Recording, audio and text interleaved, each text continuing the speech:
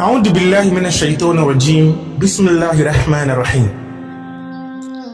So an army will march out of Syria to attack Imam Mahdi. And a future narration explained to us what will happen to this army. The Prophet ﷺ was in the house of Aisha radiallahu anha and he was asleep. And in his sleep, the Prophet started to move. He looks highly uncomfortable. He's displaying what he has never displayed before in sleep. A high level of discomfort in sleep to the extent that he is moving. So when he woke up, Aisha radiallahu anha said, Ya Rasulullah, O Messenger of Allah, I have seen you do what you normally do not do in a sleep. So the Prophet sallallahu alaihi wasallam said, strange is the situation. Strange is the situation.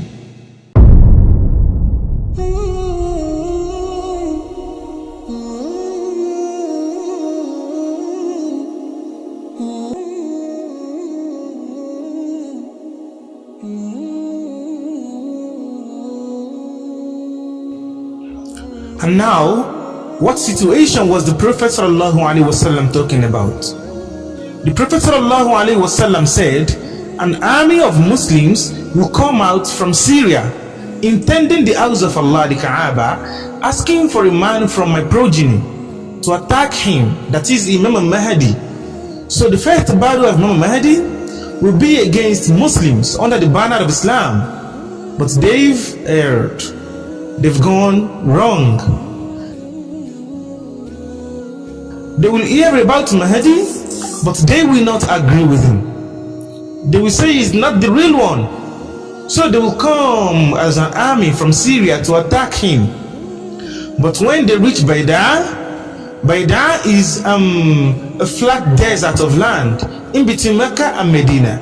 So when they reach Baida, the Prophet ﷺ said, the earth will open up and suck them in and chew them up from their first to the last. Subhanallah.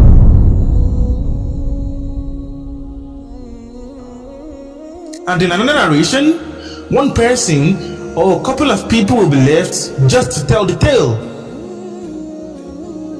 And after seeing and hearing about these extraordinary events and signs, the awliya, that is the pious saints of Syria and Iraq, will come to Imam Mahdi and swear their allegiance.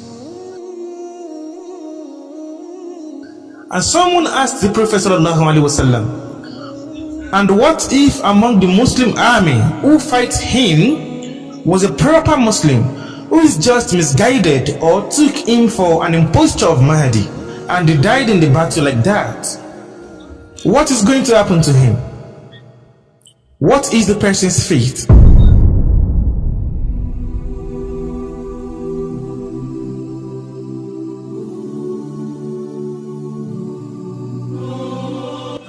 The Prophet ﷺ said, every one of them will be gathered on the day of judgment on the intentions they died for.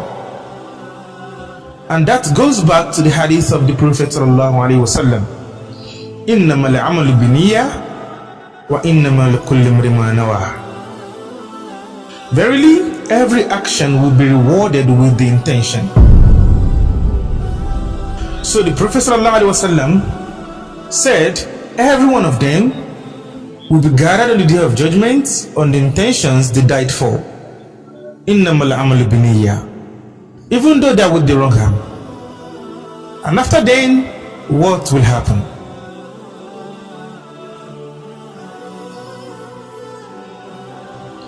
Imam Mahdi will fight a lot of wars during his time.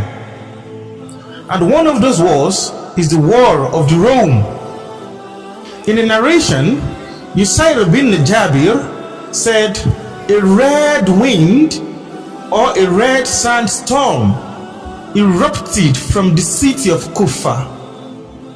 Afterwards, a man came shouting and repeating the same words, "Oh Abdullah ibn Mas'ud, the hour has come. Ya Abdullah ibn Mas'ud, the hour has come. Oh Abdullah bin Mas'ud, the hour has come. And he was repeating this until he sat up, and he pointed his hands towards Sham, saying, an army will gather their forces against the followers of Islam.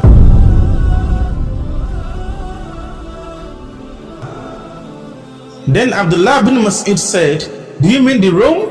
And he said, yes. And then he continues. He said, during this war, a fierce fighting will occur.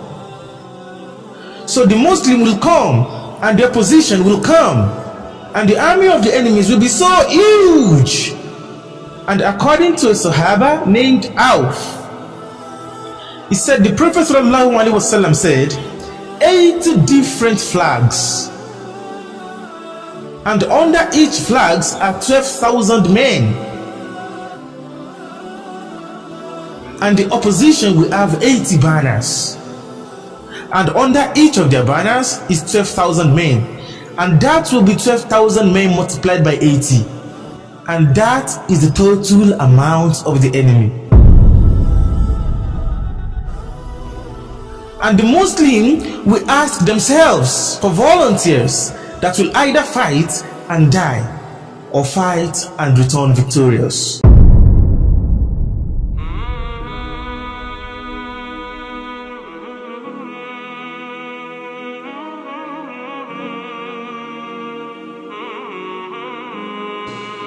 And they will fight throughout the day until the night separates them. On the second day, the Muslim will still ask themselves, who is ready to fight and die in the cause of Allah or return victorious? So they will fight until the night separates them.